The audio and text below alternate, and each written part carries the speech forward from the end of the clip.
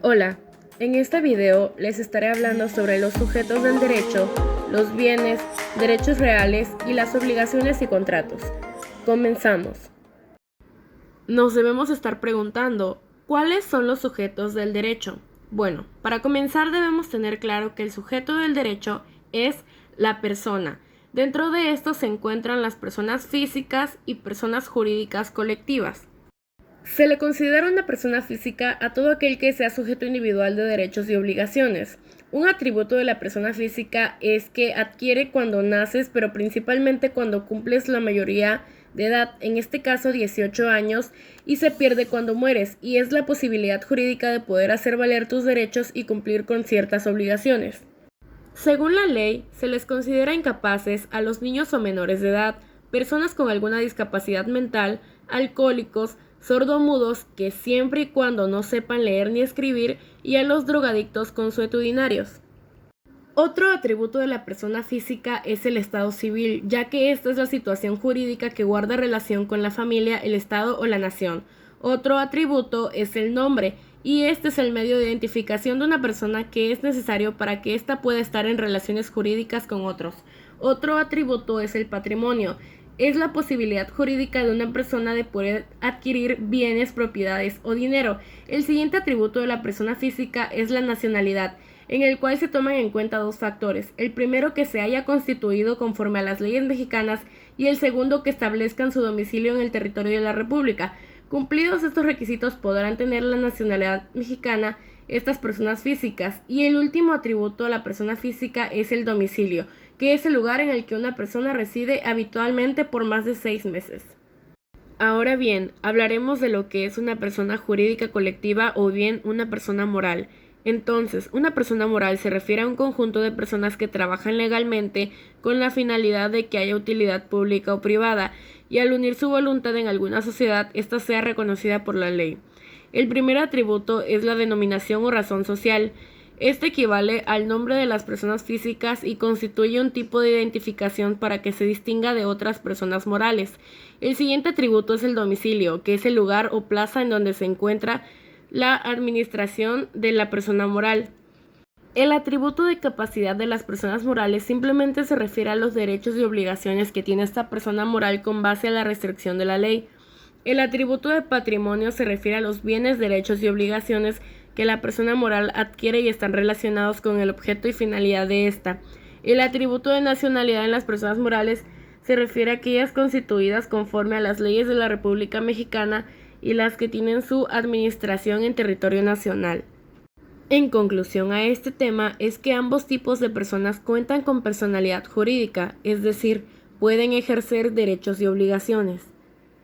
Ahora continuaremos con los bienes y derechos reales. Un bien es todo aquello de carácter material o inmaterial que adquiere un valor. Los bienes se clasifican en muebles, que son aquellos cuerpos que pueden trasladarse de un lugar a otro, ya sea porque se muevan por sí mismos o por efecto de una fuerza exterior, como por ejemplo un carro.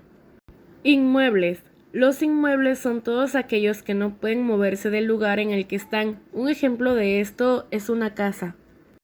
Los bienes vacantes son los inmuebles que no tienen dueño cierto y conocido. Los bienes mostrencos son aquellos muebles abandonados, y los perdidos, cuyo dueño se ignore. Y por último, los bienes considerados según las personas a quienes pertenecen son a su vez catalogados como bienes de dominio del poder público o de propiedad de los particulares. Algunas características de los bienes son que pueden ser tangibles o intangibles. Existen solo cuando se crean normas para protegerlos y gozan de mayor relevancia en el ámbito penal. El derecho real es el derecho que una persona tiene en relación a un objeto y que son oponibles a cualquier persona. Algunas características de los derechos reales son que estos siempre tendrán por objeto la relación entre una persona y un bien. Otra característica es que son oponibles a cualquier persona, como se había mencionado anteriormente, es decir, los derechos reales no requieren de una intermediación para ser ejercidos. El titular del derecho real tiene la posibilidad de exigir a todos los miembros de la colectividad el respeto de dicho derecho. Se clasifican en derechos reales provisionales, reales limitados, de adquisición, de garantía, de goce o disfrute y reales plenos. Ahora bien, el derecho real de propiedad es de gran importancia, ya que esta es la reunión de tres facultades: gozar, disponer y reivindicar, ya que la propiedad es del derecho de gozar y disponer de una cosa sin más limitaciones que las establecidas por la ley. Este manifiesta en el poder jurídico que una persona ejerce en forma directa e inmediata sobre una cosa para aprovecharla totalmente en sentido jurídico. La propiedad se puede adquirir mediante la enajenación, donación, prescripción, adjudicación y la herencia. Ahora vamos con las obligaciones. Las obligaciones son un vínculo o relación jurídica en virtud de la cual una persona, en este caso sería un acreedor, que tiene la facultad de exigir de otra, que sería un deudor, un determinado comportamiento positivo o negativo, que sería una prestación, de cuyo cumplimiento responderá en última instancia el patrimonio del deudor. Los elementos de las obligaciones son el sujeto, que en este se encuentran el activo, que es el acreedor, y el pasivo, que es el deudor. Otro elemento es el objeto, que es lo que busca o persigue. Puede ser una acción o una conducta de este sujeto pasivo. Y la prestación, que básicamente es la materialización del objeto, ya que la prestación se materializa cuando esta conducta se efectúa. Las fuentes de las obligaciones se conocen como el contrato, gestión de negocios, pago de lo indebido y enriquecimiento sin causa. Por otra parte, la clasificación de las obligaciones se estructura de la siguiente manera: obligaciones condicionales, obligaciones a plazo, obligaciones conjuntivas, obligaciones alternativas, obligaciones conjuntas o mancomunadas, obligaciones de dar, obligaciones de hacer y obligaciones de no hacer.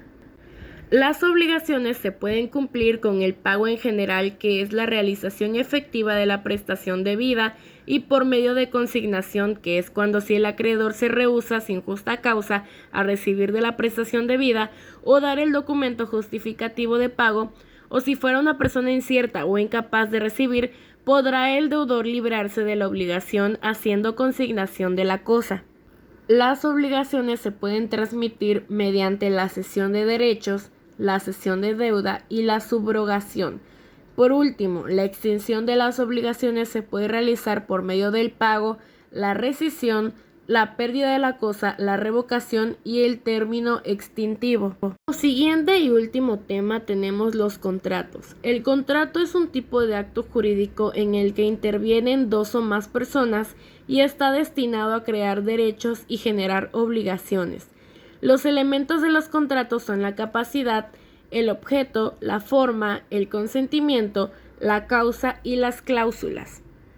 Los vicios dentro del contrato son los defectos que afectan a la conformidad de voluntades.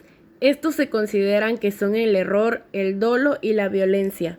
Los contratos se clasifican en unilateral, que es cuando una sola de las partes se obliga a la otra sin que éste le quede obligada. Bilateral es cuando las partes se obligan recíprocamente. Oneroso, cuando se estipulan provechos y gravámenes recíprocos. Gratuito, cuando el provecho es solamente de una de las partes. Conmutativo, cuando las partes de las prestaciones son ciertas desde que se celebra el contrato, de modo que se aprecie el beneficio o la pérdida que les cause este, y se consideran aleatorios cuando la prestación depende de un acontecimiento incierto que hace que no sea posible la evaluación de la ganancia o pérdida, sino hasta que ese acontecimiento se realice. Con esto concluyo mi presentación. Espero les haya gustado mucho y que todo les haya quedado claro. Yo soy Jessica Montaño Ramos, estudiante de la licenciatura en Contaduría Pública en la Universidad Juárez Autónoma de Tabasco, División Académica de Ciencias Económico-Administrativas. Muchas gracias por su atención. Nos vemos en un próximo video.